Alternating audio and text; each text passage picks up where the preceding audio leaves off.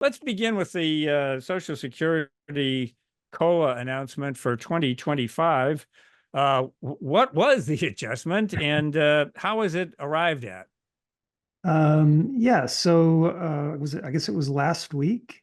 The Social Security Administration announced that Social Security beneficiaries will be receiving a cost of living adjustment, a COLA, of 2.5%.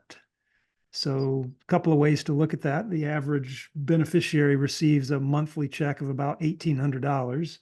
So, you increase that by 2.5%. That's about a $45 per month increase, which doesn't sound like a lot, but when you consider there are tens of millions of beneficiaries, we're spending about $120 billion a month in the aggregate on Social Security. And 2.5% of that is $3 billion a month, or roughly $36 billion a year. So essentially, last week's announcement means that next year we'll be spending an extra $36 billion on the Social Security program.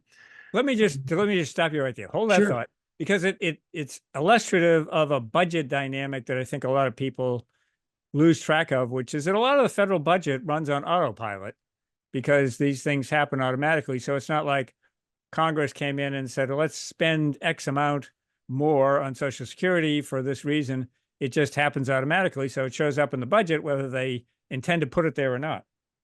Yeah. So, well, yeah, it happens automatically now. But if you go back, roll back the clock in terms of history, obviously, when Social Security was created back in 1935, there were no such things as cost of living adjustments. Congress simply, on a sort of ad hoc basis, would vote to raise benefits, and they would usually raise them across the board for both current and new beneficiaries.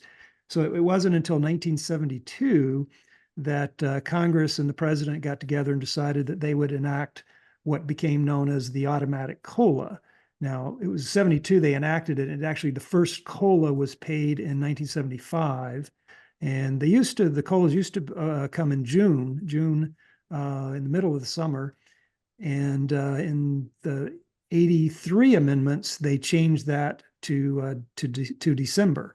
And so the way that it works now is the Bureau of Labor Statistics estimates the monthly cost of living, and the Social Security Administration averages the third quarter. So it's basically July, August, and September. So those 3 months, which are the third quarter or the end of the fiscal year from Congress's perspective, they take the change in the consumer price index from the third quarter of last year to the third quarter of this year. They calculate that percentage change, and then they announce the COLA and the Social Security benefits for the month of December, which are paid actually in January, will be the first monthly benefits that receive that cost of living adjustment. So people who are receiving a check in December, when they get that check in January, it will increase by the 2.5%.